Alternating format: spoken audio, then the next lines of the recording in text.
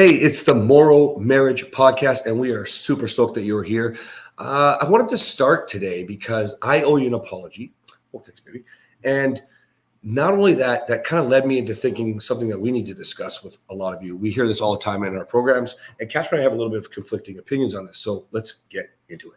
We're going to talk about why peace is so important in the home. Stop trying to lead and make decisions all the time. You should not be proud if you raised your voice and screamed at them. No matter what. No matter what.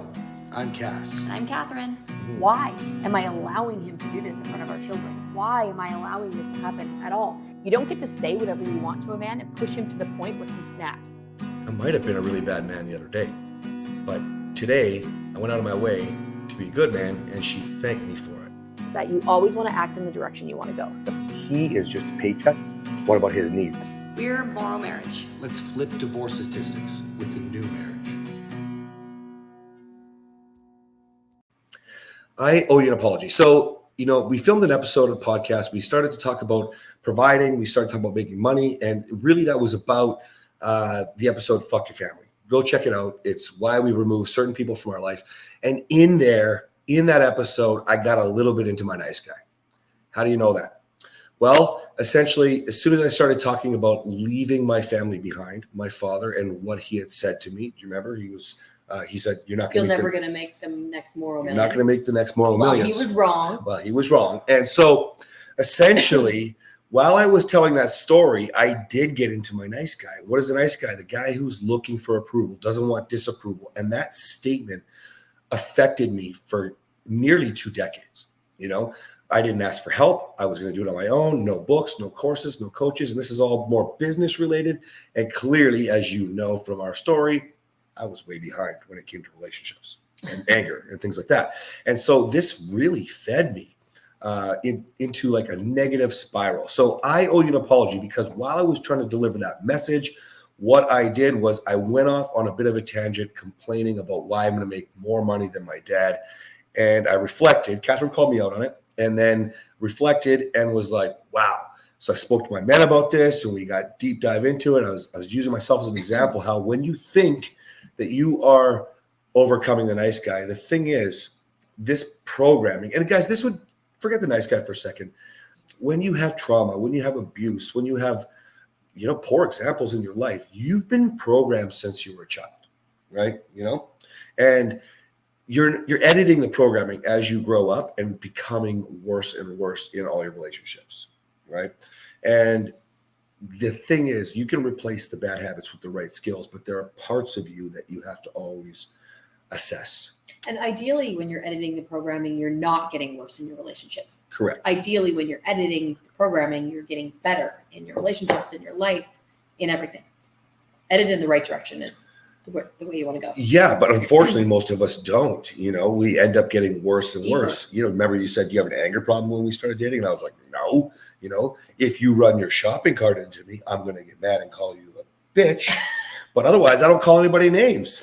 The shopping cart. The shopping cart was. Oh my goodness. Yeah, I have some good ones, some doozies. Anyways, it got worse. It got worse. It got worse. I thought it was every other girl's fault. Every other reason I was having problems with relationships, why they were always cheating, why they were always disloyal.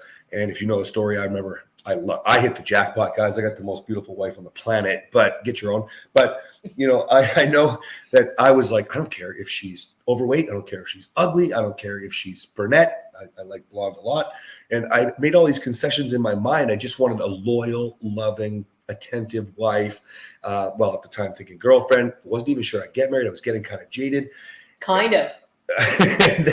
and then, so I thought I used to say I had the gift of change. Oh, that was a common one too. The shopping cart was said almost every day. The gift of change. I'm the gift of change. It's your fault. Every day. We went through the same conversation every day. Sometimes his cycle was so short. Sometimes it was every 3 hours. Same story.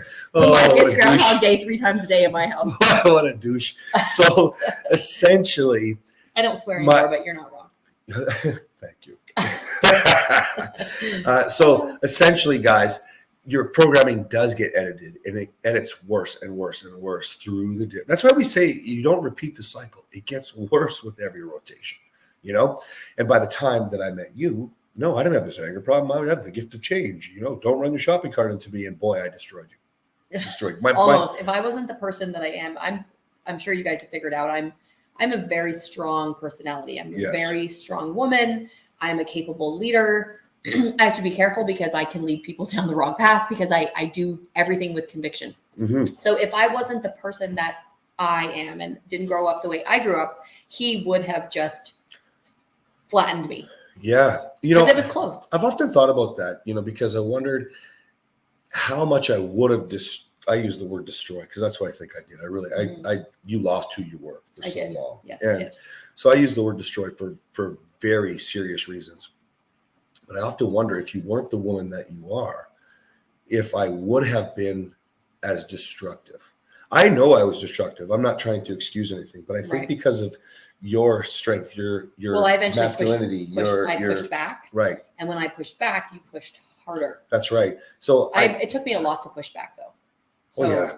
I was pretty passive until I wasn't. Yeah, I mean, and guys, if you haven't seen it yet, go watch the hidden recording of the fight that Kathryn had on her cell phone. We broke it down with lessons that we've learned. It's on my website, morrowmarriage.com/free. Just go through the training. It's the third video, and it's that. I mean, you were very passive in that whole fight compared to what happened down the road.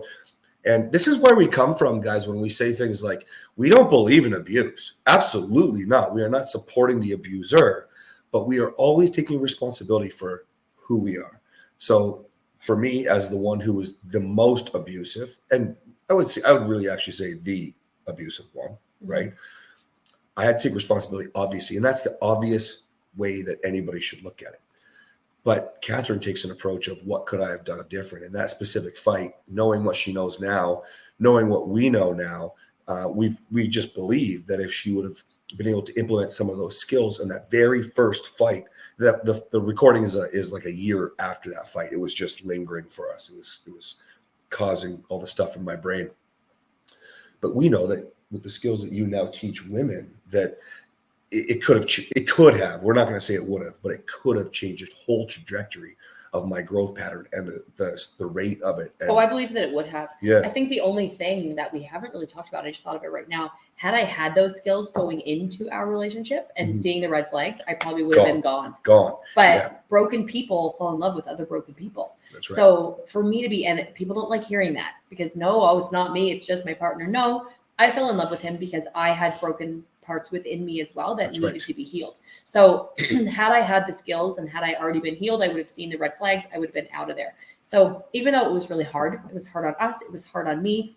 Everybody gets to benefit from it now, including us. That's right. I never would have fixed the things within me because some of them I didn't even know were there, first of all. They really brought out the worst. And there were times when I was quite a horrible person to other partners in the past as well, but he really pulled out the worst, and things that I didn't know were there, I got the opportunity to fix. And now we get the opportunity to help other people going through what we go through, which oftentimes people don't talk about. So is it okay what we went through? No, his abuse wasn't okay. My reactivity wasn't okay. But overall, look what came from it. Right? That's the biggest thing. That's such a beautiful way to look at it, honey. I think that, this has sort of gone a little bit different direction than I wanted, but I'm really glad it has, because we get so much negativity on our social media, and if you haven't checked out Kathryn Morrow online on Instagram, check out, shameless plug for my wife here, her Instagram. She's really finding who she is and her voice on social media, getting women to take accountability for themselves. And what I love about this is, instead of the men complaining on my site or commenting on my social media, and I'm not able to talk to them, like I can't reach them the same way, I just simply respond with, well, I guess you can look at me like I'm just taking all responsibility and I'm a douche and I did all these terrible things. But you can also look at my wife's stuff. She's telling women to be accountable. And we get the crap from it. We're not excusing abuse. We're not excusing affairs. But the point is, there is things that happen prior. There are things, that happen prior that you are responsible for. We're not excusing the morals. We're not excusing the destruction. We're just saying that if you're looking deep within, like Kathryn said, she was more broken than she realized. And if you can start to do that, since we're calling it I owe you an apology, you'll stop apologizing as much, because you will be knowing who you are and you will stand in your own strength the way that we have done now, and we can now share with everybody the terrible, the brutal honesty of destruction. But what did you just say? On the other side, it's phenomenal. On the other side, it's phenomenal. We're not broken anymore. We both did our work, and we support each other. We lift each other. She called me out because I was going down my nice guy path, and there's no problem with that. This is good. We can keep moving forward, you know? Keep learning. Yeah. So, guys, I'm terribly sorry that I fell into my nice guy and started to go off on my dad on that episode. But the other thing is, I'm thankful for it, because without those kinds of reflections, we can't continue to rise, you know? Anything else you want to add, baby? No, that's it. All right, guys, we'll see you next time. See you.